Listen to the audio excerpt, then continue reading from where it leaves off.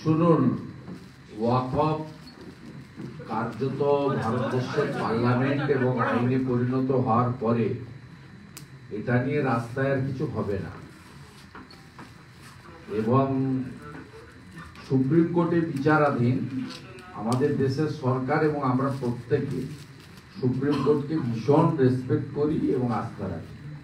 Naturally supreme কোর্টের ভার্ডিক্টের উপরেই wait করুন। বেঙ্গলে যেটা হয় সেটা তো ধুলিয়ান শামশেরগঞ্জে হরগোবিন্দ দাস চন্দন দাসকে খুন করা বা মোথাবাড়ি থেকে শুরু করে গোটা রাজ্যের বিভিন্ন জায়গায় যেটা হয়েছে সেটা তো কার্যত আমি যেটা বলেছি দুটো ওয়ার্ড, একটা ভোট ব্যাংক, একটা অ্যাপিচমেন্ট। এর সঙ্গে ওয়াকফ অ্যামেন্ডমেন্ট, ওয়াকফ প্রপার্টি এর কোনো রিলেশনই নেই। এবং বরাবরই এই রাজ্যের শাসক, এটা তো তৃণমূল কংগ্রেস এবং নওশাদ সিদ্দিকীরা কে কতটা মুসলিমদের কাছে দরদি হতে চায় তার একটা প্রতিযোগিতা মাত্র। এটা বাস্তবে তো গ্রাউন্ড রিয়েলিটি কিছু নেই। কারণ তৃণমূল কংগ্রেসের যারা এখানে বাজার গরম করেন সেখানে ভোটদানে ওদের এমপিরা থাকে না। জগদীশ বসু, বাসনিয়া, দীপক অধিকারী, শতাব্দী রায় তো ভোটদানেই ছিল না।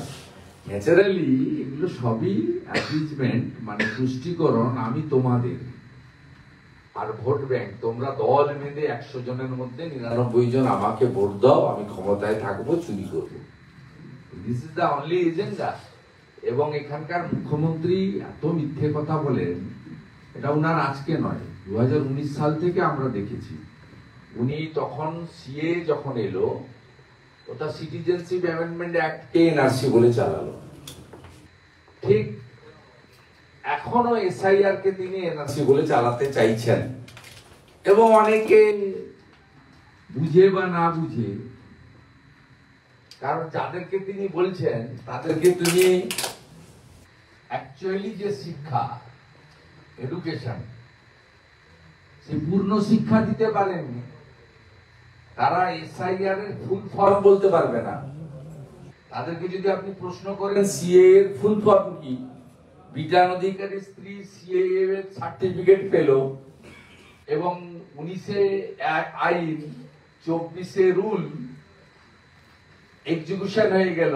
এই বাংলাতে প্রায় 30-40 হাজার লোক সম্প্রতি সিএ তে অ্যাপ্লিকেশনও করেছে। সংখ্যা আরো বাড়বে, প্রতিদিন বাড়ছে।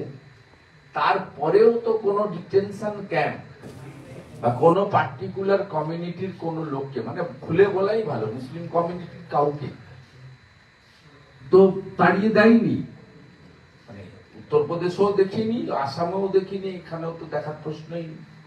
তাহলে এই যে 19 সাল থেকে আজকে 25-এর শেষ পর্যায়ে, আগস্ট মাসের শেষের দিকে যাচ্ছি আমরা, কমপ্লিটলি উনি সিএ কে এনআরসি বলা, উনি সব ইস্যুকে এনআরসি বলা, আপনার ওয়াকফ অ্যামেন্ডমেন্ট অ্যাক্ট কে এই একইভাবে যে তোমাদের মসজিদ, মাদ্রাসা, মক্তব, তোমাদের মুসলিম প্রপার্টিকে নিয়ে নিতে চাই, ইত্যাদি ইত্যাদি করা। ঠিক এখন এসআইআর হয়েছে, বিহারের কোন মুসলিম বলেন, পশ্চিমবঙ্গের মমতা ব্যানার্জি বলছেন এটা NRC. Kalyani AIIMS medical survey করছে, তাকে বলছে এনআরসি। অর্থাৎ উনি এই এনআরসি বলে 21-এ ফায়দা পেয়েছেন, কনসলিডেশন করেছেন, এবং 24-এও কনসলিডেশন করেছেন, 26-এও তিনি কনসলিডেশন করতে চান।